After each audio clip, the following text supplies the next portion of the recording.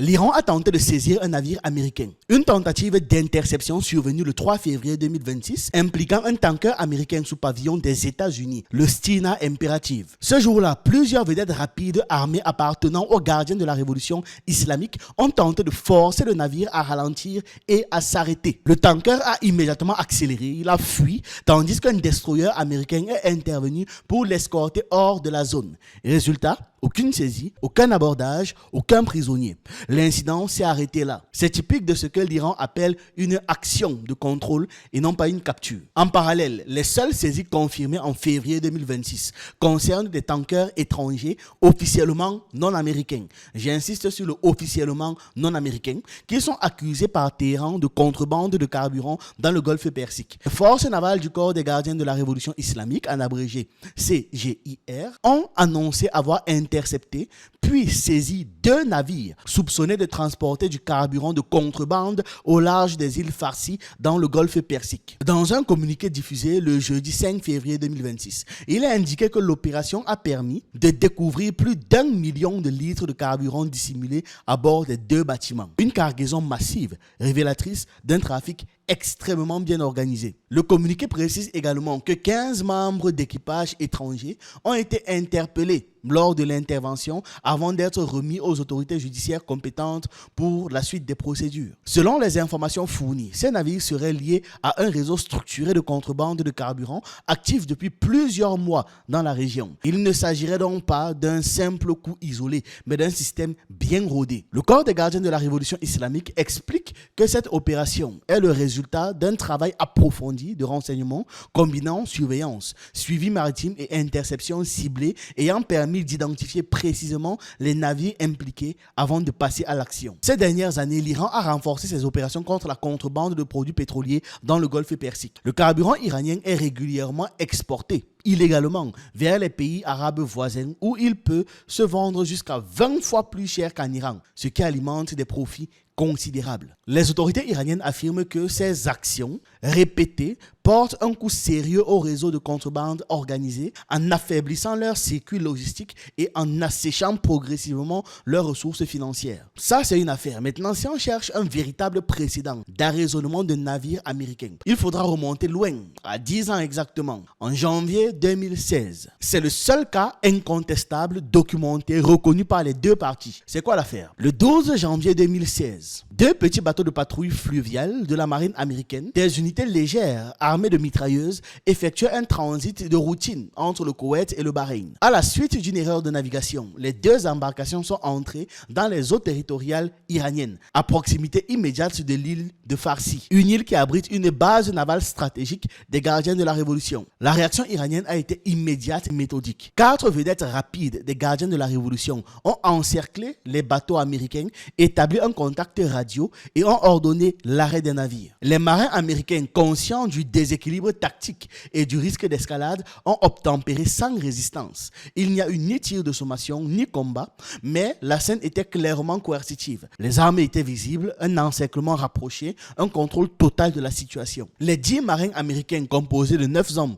et une femme, ont été conduits sur l'île Farsi où ils ont été détenus environ 15 heures. Ils ont été interrogés, filmés, photographiés. Les images montrent notamment des soldats américains agenouillés, les mains derrière la tête. Ils ont été diffusés par les médias iraniens. On ne dit qu'ok, nous aussi on peut taper la poitrine. Aucun acte de violence physique n'a été signalé, mais l'humiliation symbolique était volontaire. La libération est intervenue dès le lendemain, le 13 janvier 2016, à l'issue de négociations diplomatiques directes et rapides entre les chefs de la diplomatie américaine et iranienne. Les bateaux ont été restitués intacts, les marins également. L'Iran a justifié sa réaction par une violation de ses eaux territoriales que les États-Unis ont fini par reconnaître comme une erreur de navigation, mais sans pour autant présenter d'excuses formelles publiques officielles. Cet épisode est crucial parce qu'il montre le modèle iranien. Une action ferme, spectaculaire, juridiquement justifiable, mais strictement limitée dans les temps, suivie d'une désescalade contrôlée. C'est exactement ce que l'Iran cherche à reproduire. Pour comprendre ce qui est légal, contestable ou instrumentalisé dans le détroit d'Ormuz. Il faut sortir du discours moral et entrer dans le droit maritime réel, tel qu'il est interprété par les grandes puissances. En théorie, le cadre de référence est la Convention des Nations Unies sur le droit de la mer, dite UNCLOS. UNCLOS. Ça a été adopté en 1982. Et cette convention reconnaît à chaque État une souveraineté pleine et entière sur les eaux territoriales jusqu'à 22 km depuis ses côtes. Dans ce réseau, un État a le droit d'intercepter, d'interpeller et, cas échéant, d'arraisonner tout navire étranger qui pénètre sans autorisation ou dont le comportement est jugé non conforme. C'est précisément sur cette base juridique que l'Iran s'est appuyé lors de l'incident de 2016. Les deux embarcations américaines avaient bel et bien pénétré, même brièvement et par erreur, dans les eaux territoriales iraniennes à proximité de l'île Farsi. D'un point de vue strictement légal, l'Iran était donc fondé à intervenir, au moins temporairement, pour éviter une situation, parce que ça aurait très bien pu être des espions d'ailleurs. On ne doute même pas que c'était même peut-être des espions. Ce point est rarement rappelé dans les récits médiatiques occidentaux, mais c'est pourtant essentiel. Maintenant, la situation se complique dès lors qu'on parle du détroit d'Ormuz en tant que tel. Juridiquement, Ormuz est considéré comme un détroit international régi par le régime du passage en transit. Ça signifie que les navires civils et militaires ont le droit de traverser librement la zone de manière continue et rapide, sans autorisation préalable, tant que ces navires ne menacent pas la sécurité des États riverains. Contrairement au simple passage innocent, le passage en transit ne peut pas être suspendu unilatéralement, donc décidé par un seul pays. Sur papier donc, l'Iran ne peut pas fermer Ormuz, ni bloquer arbitrairement le passage des navires étrangers. Mais le droit maritime international a une particularité majeure. Et c'est là que commence le jeu stratégique. L'Iran n'a jamais ratifié formellement l'UNCLOS là. Même si, par contre, il s'y réfère parfois lorsque ça sert ses intérêts. Dans sa doctrine, Téhéran considère que la sécurité nationale prime sur la liberté absolue de navigation, surtout dans un détroit aussi étroit, aussi militarisé et aussi vital économiquement. L'Iran estime donc qu'en cas de menace, de suspicion d'espionnage, de violation territoriale ou de contrebande, il est légitime d'intervenir, même dans un cadre juridiquement contesté. Vraiment, on prend son main à la poubelle. Quand les États-Unis font de même, tout le monde acclame. Donc, ils prennent ça, ils mettent à la poubelle. Mais comprenez que ce flou n'est pas une anomalie iranienne. Tous les grands États l'exploitent. Les États-Unis eux-mêmes interprètent le droit maritime de manière extensive lorsqu'il s'agit de leur zone d'intérêt stratégique. La Russie fait la même chose en mer Noire. La Chine fait la même chose en mer de Chine méridionale. La différence, c'est que lorsque ces puissances le font, on parle de sécurité ou alors de liberté de navigation. Lorsque l'Iran le fait, on parle de provocation.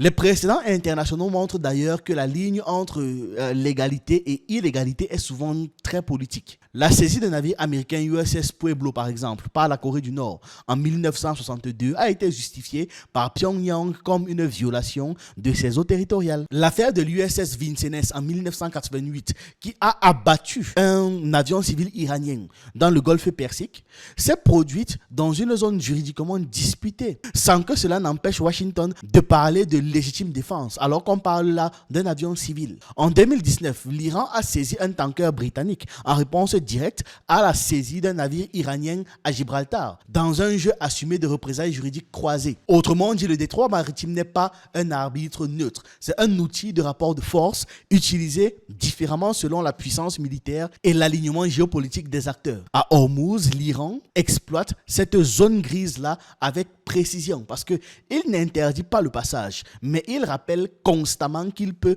compliquer, bloquer, ralentir et le rendre extrêmement risqué. C'est cette capacité à agir dans les limites du droit sans le violer frontalement qui rend la stratégie iranienne si difficile à contrer sans escalade. Et c'est aussi pour cela que les États-Unis, malgré leur supériorité militaire écrasante, évitent toute réponse brutale à ces incidents. Juridiquement, la situation n'est jamais assez claire pour justifier une guerre. La doctrine iranienne est construite sur une certitude simple. L'Iran ne peut pas gagner une guerre navale conventionnelle contre les États-Unis, mais il peut rendre cette guerre extrêmement coûteuse, instable et politiquement dangereuse pour Washington. C'est à partir de ce constat qu'est né ce que les stratèges iraniens appellent une guerre asymétrique en mosaïque. L'objectif n'est pas de détruire la flotte adverse, mais de fragmenter le champ de bataille, multiplier les points de pression et exploiter chaque faiblesse géographique, économique et psychologique de l'ennemi. Or, le détroit d'Ormuz est l'environnement idéal pour ce type de stratégie.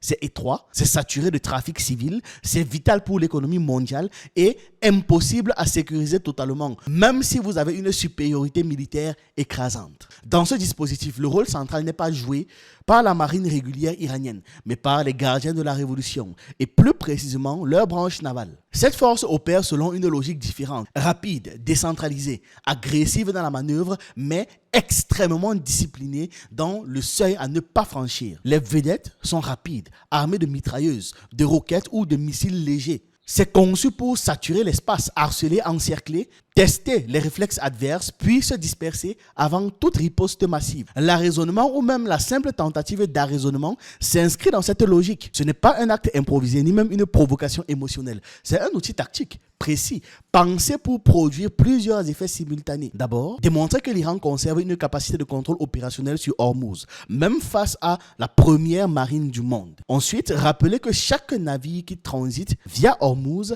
le fait avec l'accord tacite de Téhéran, même si cela n'est jamais formulé de cette manière-là. C'est Téhéran qui vous permet de passer. Enfin, créer une pression constante sans provoquer de pertes humaines directes, parce que ce serait le point de bascule vers une guerre ouverte. C'est pour cette raison que l'Iran privilégie presque toujours l'approche armée, l'encerclement, la contrainte psychologique, plutôt que l'attaque. Couler un navire, surtout américain, serait militairement spectaculaire, mais stratégiquement suicidaire. À l'inverse, forcer un tanker à accélérer, obliger un destroyer américain à intervenir pour le sécuriser, mobiliser des moyens coûteux pour un incident mineur, c'est une victoire silencieuse. Chaque escorte, chaque alerte, chaque communiqué du Pentagone rappelle que la navigation à Ormuz n'est jamais neutre, donc ils doivent se méfier. La dimension propagandiste n'est pas secondaire non plus. Lorsque les gardiens diffusent les images, comme ce qu'ils ont fait en 2016, ils ne s'adressent pas seulement à l'opinion iranienne. Ils parlent aussi aux alliés régionaux des États-Unis, aux marchés, aux compagnies maritimes, aux chancelleries asiatiques, occidentales, dépendantes du pétrole du Golfe. Le message, il est simple. L'Iran est là, vigilant, capable d'agir, mais aussi suffisamment rationnel pour ne pas tout faire exploser. Cette doctrine repose sur une retenue calculée. L'Iran sait qu'il dépend lui-même du détroit d'Ormuz pour ses exportations énergétiques. Une fermeture totale serait une forme d'auto-sabotage économique et diplomatique qui va retourner même ses partenaires comme la Chine ou l'Inde contre l'Iran, contre lui. C'est pourquoi la stratégie iranienne ne vise pas le blocage, mais l'incertitude permanente. Une incertitude qui suffit à faire monter les primes d'assurance, à inquiéter les marchés, à rappeler la vulnérabilité du système mondial quand l'Occident décide de faire le désordre. En réalité, chaque incident contrôlé à Ormuz est une démonstration de maturité stratégique plus que de brutalité. L'Iran montre qu'il peut frapper, mais choisit de ne pas le faire, et dans le langage de la dissuasion. Cette capacité est souvent plus puissante que l'usage même réel de la force. Voilà, c'est ce que j'avais à partager avec vous dans cette vidéo. Dites-moi ce que vous en pensez en commentaire. J'attends vos avis, vos analyses. N'oubliez pas de liker, de vous abonner, de partager. Et on se retrouve une prochaine fois.